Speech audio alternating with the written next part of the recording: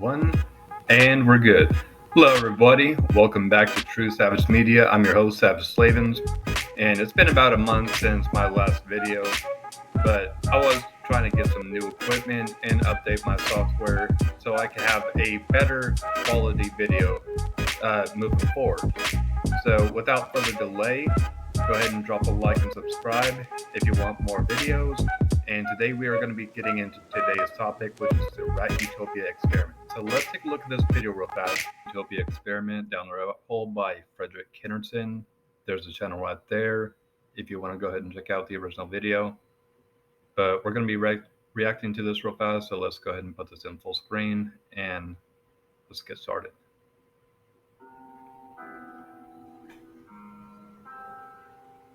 Shortly after World War II, a group known collectively as the environmentalists were making a large push to prevent environmental degradation, as well as overexploitation of the planet's renewable resources. Among these people were a group specifically known as the Neo-Malthusians, a term referring to the 18th and 19th century English scholar Thomas Robert Malthus. Malthus proposed that while the world's population may increase exponentially, food production can only increase linearly, leading to an eventual subsistence-level existence for the... And that's been a popular talking point as well, that the overpopulation isn't because we don't have enough room for everybody, is that we don't have enough food for everybody, because there's only a limited amount of agricultural land that we could actually farm on to actually produce more food, have more livestock and stuff like that. So there's even been some push. I don't remember really where I've seen it, but there's been some people that's trying to create floatable islands that we could actually sustain crops on, so more fruits and vegetables, just so we could actually combat the risk of people starving all the time, and just to create more agriculture so people can survive through the growing population. So let's keep going. Human race that became known as a Malthusian catastrophe. While advancements such as the Green Revolution saw that this didn't come about, the Neo-Malthusians acknowledged his concerns about overpopulation and feared the Green Revolution.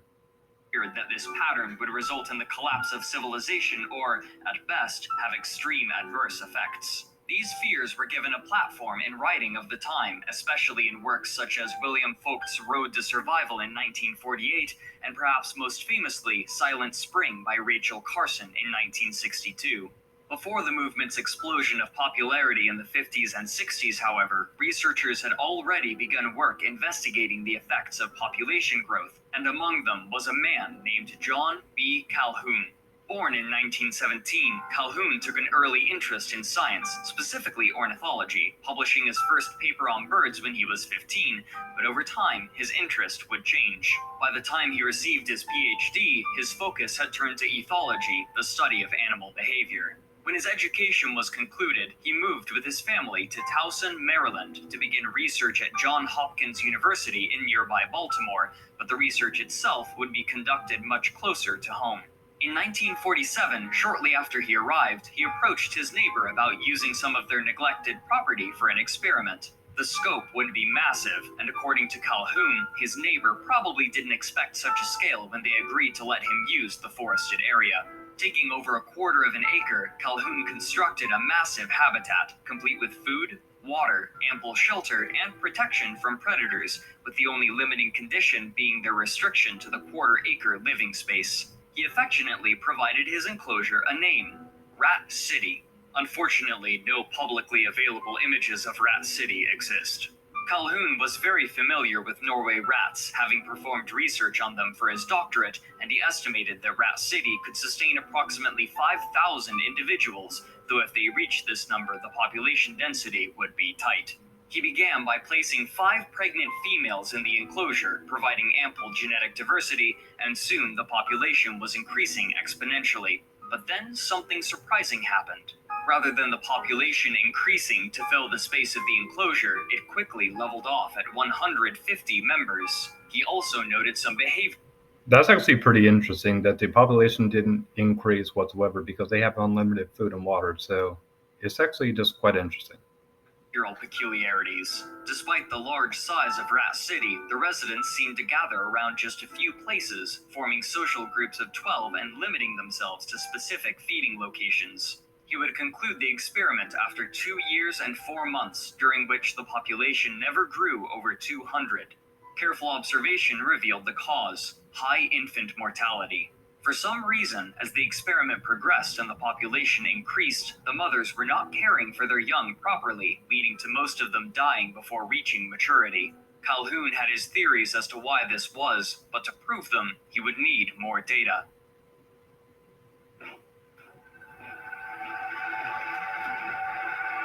In 1954, about 5 years after his initial experiment concluded, he was hired by the National Institute of Mental Health, often shortened to NIM. Within the laboratory of psychology, Calhoun was given ample resources to continue his work. With a team, he began feverishly designing and constructing habitats, sometimes referred to as universes, where he performed numerous smaller-scale and more controlled versions of his original rat. Just creating a little universe so you could conduct your experiments and play God. Study on a domesticated strain of albino Norway rat. These rats would want for nothing. All physical needs for a healthy rat lifestyle would be provided for them, including food, water, climate control, and nesting material. Calhoun spent 8 years perfecting his enclosures and methods until finally, in February of 1962, an article of his writing was published in the magazine Scientific American. The article was entitled Population Density and Social Pathology. His opening paragraph ominously reads so, quote, "In the celebrated thesis of Thomas Malthus, vice and misery impose the ultimate natural limit on the growth of populations. Students of the subject have given most of their attention to misery, that is, to predation, disease, and food supply as forces that operate to adjust the size of a population to its environment. But what of vice? Setting aside the moral burden of this word, what are the effects of the social behavior of a species on population growth, and of population density on social behavior?" Unquote. To answer this question, he cited 6 of his experiments in particular, all with similar composition and concerningly similar results. The design of these habitats was simple. The layout was a rectangle measuring 10 feet by 14 feet, divided into 4 equal sections by electric fences. 3 of these fences sported bridges over which the rats could climb, while one fence lacked such a bridge, essentially creating one long space that wrapped in on itself. Each section was equipped similarly, with a food hopper, water, and nesting areas accessible by spiral staircases. But Calhoun, leveraging his experience with the rats, made special changes to encourage specific behaviors. That's actually pretty clever. He enticed the rats to use one of the center pens by making the spiral staircase to that pen's living spaces shorter than the others, though he admits this was a comparatively small factor. But the more insidious change was to their food supply. In half of the experiments, Calhoun supplied powdered food, but in the other half he placed feeders of his own design, consisting of hard pellets behind a wire mesh. Half of his experiments began with 32 mice, the other half with 56, of evenly male and female composition, and all having just reached maturity. Calhoun estimated that approximately 40 rats could comfortably be housed in these enclosures, but he would allow these populations to increase to 80 before he would cull them. Almost immediately after introduction, things began to go awry. The females, unsurprisingly, spread themselves out somewhat evenly through the pens, but after the males jockeyed for dominance and those of highest rank were determined, they began to distribute themselves strangely. Less dominant male rats will typically awaken earlier and begin to wander and forage for food, and due to the design of the pen, this meant that they usually would end up in the center sections to eat.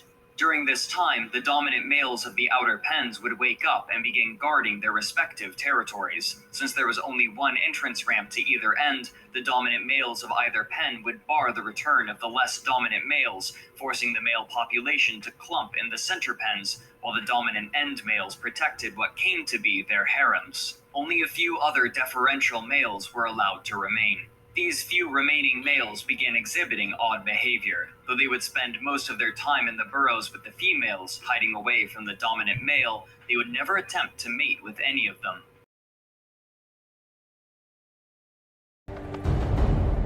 Is there no one else? Instead, that part is actually pretty interesting.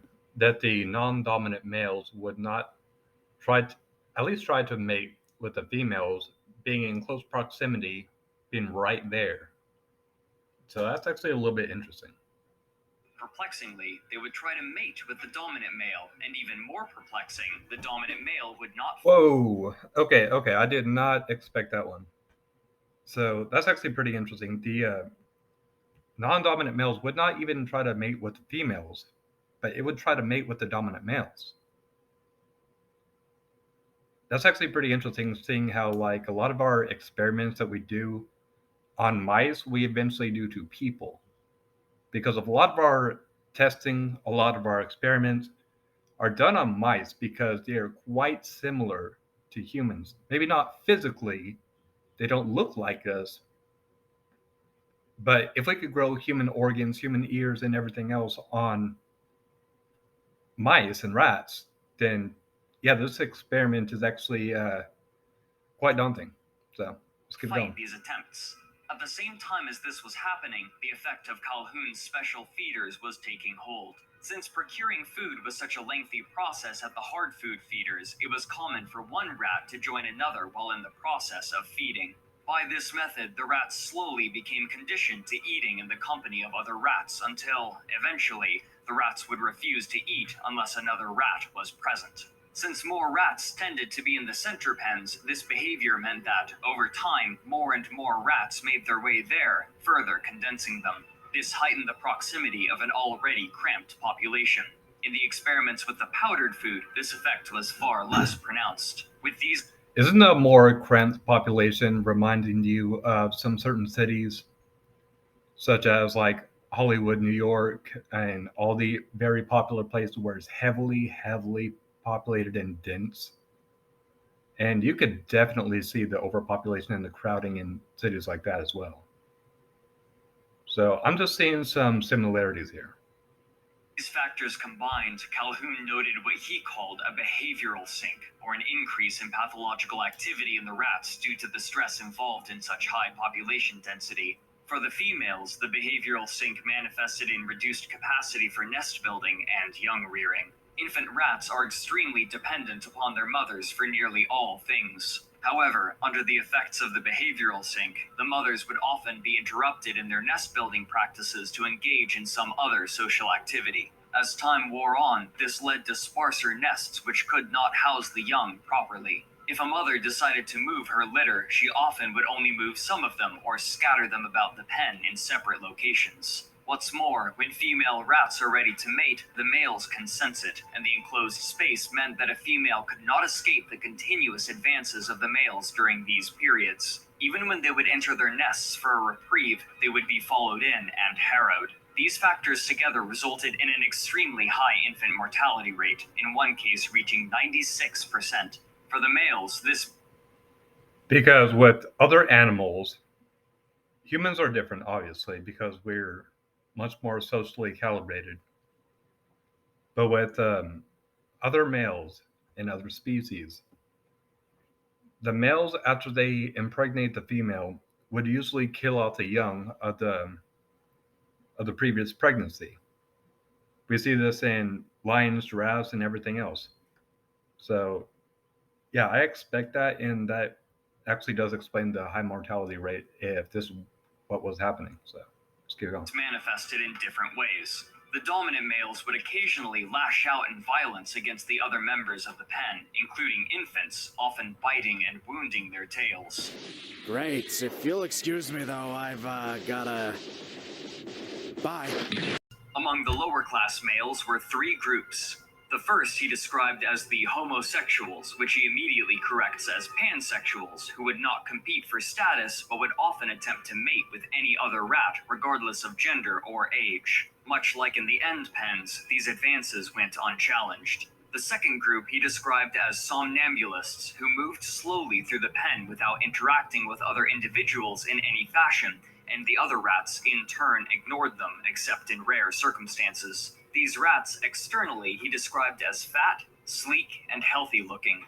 But to him, the strangest group was the third, which he named the probers. These rats were hyperactive, hypersexual, and pansexual. Despite violence from the dominant males, they would viciously pursue females in heat, eschewing any sort of courtship ritual and following them into their burrows to mate. Later on in the experiments, they would often find the corpses of the improperly cared for young, which they would cannibalize. In time, one of Calhoun's assistants would publicly describe these pens as hell. At this point, Calhoun ended the experiments, but he predicted that these pathological changes would have eventually led to the deaths of the colonies. At their conclusion, he would take the 4 healthiest males and females and allow them to breed, but their behavior had been so inexorably altered that none of their pups survived beyond weaning. And that's the Rat Utopia Experiment. I don't want to play it too much because I'm trying to avoid a copyright strike from YouTube. They're pretty fickle about that. So if you want to check out the full video, I'm going to leave it down in the link description, and you can check it out there. Go ahead and give them some support, like a channel and stuff. But that's going to be it for today. I'm just going to wrap this up by saying that with the new equipment, the new software, and everything else that I got going on now, I'm going to be able to drop more videos a lot more frequently and hopefully with better quality. So I'm hoping this one turns out a lot better. Hope you guys enjoy it, and I will see you next time on the next video. Peace.